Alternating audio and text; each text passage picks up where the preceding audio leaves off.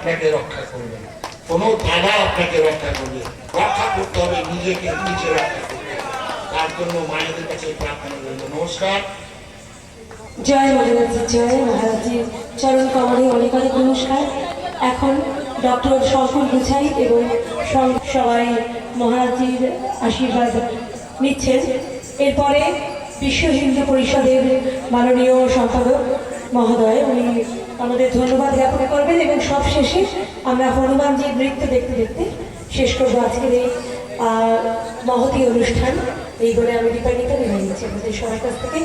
সকলে ভালো থাকুন, সুস্থ থাকুন, সনাতনের পথ অবলম্বন করে থাকুন। নমস্কার।